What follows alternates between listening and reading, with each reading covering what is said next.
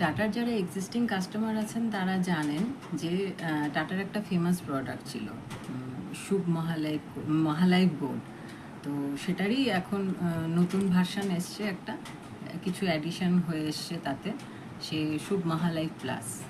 তো এটা মানে আপনি একটা ছাতার তলায় অনেক কিছু সম্ভার নিয়ে এই পলিসিটা এসছে। সেটা হচ্ছে যে আপনি প্রথম দিকে যখন আপনি প্রিমিয়াম দিচ্ছেন তখন আপনি হাই লাইফ কাভারেজ পাবেন টার্ম ইন্স্যুরেন্সের মধ্যে। তারপরে আপনি ডেফারমেন্ট নিতেও পারেন, নাও নিতে পারেন। তারপরে আপনি গিয়ে যখন রেগুলার ইনকাম পেতে শুরু করবেন তখন এটা আপনার রিটায়ারমেন্ট সলিউশন হিসেবে কাজ করবে। সেটা আপনার বয়সের 85 বছর পর্যন্ত আপনি নিতে পারেন বা 100 বছর বয়স পর্যন্ত নিতে পারেন, ইটস আপ টু ইউ।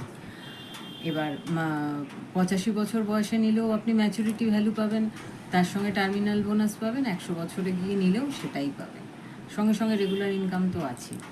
মানে ধরুন বোঝানোর জন্য বলছি যে যদি একজন 45 বছর বয়সের মানুষ এই পলিসিটা নিল, সে 10 বছর ধরুন প্রিমিয়াম দিল 55 বছর বয়স পর্যন্ত, তারপরে সে 5 বছর ডেফারমেন্ট নিল। ডেফারমেন্ট মানে হচ্ছে যে আপনি পলিসি মানে কোনো প্রিমিয়াম দেবেনও না, আপনি কিছু পাবেনও না, ঠিক আছে। এই 5টা বছর আপনি রাখলেন, রেখে 60 বছর তো রিটায়ারমেন্টের বয়স, তো 60 বছর বয়স থেকে আপনি রেগুলার ইনকাম পেতে শুরু করলেন।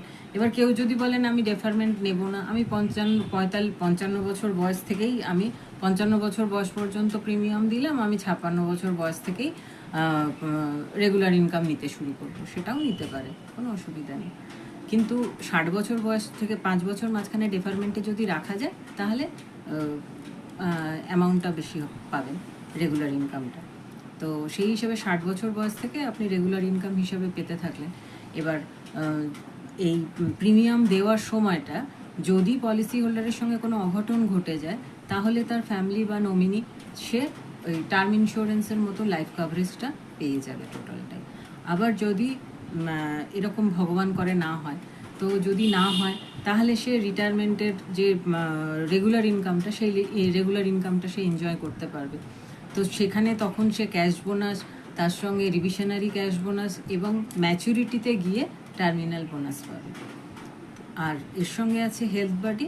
যদি হেলথ বাডি কেউ নিতে চায় তাহলে সে নিতে পারে, যদি না নিতে চায় কোনো ব্যাপার নেই। এবার হেলথ বাডি যদি নিতে চায় তাহলে accidental death, accidental permanent disability, terminal illness এইগুলো থাকবে, তার সঙ্গে একটা ওয়ালেট থাকে, ভ্যাকসিনেশন, টেলিকনসালটেশন, এইসবগুলো। তো এইগুলোর জন্য যে প্রিমিয়ামটা নেওয়া হয়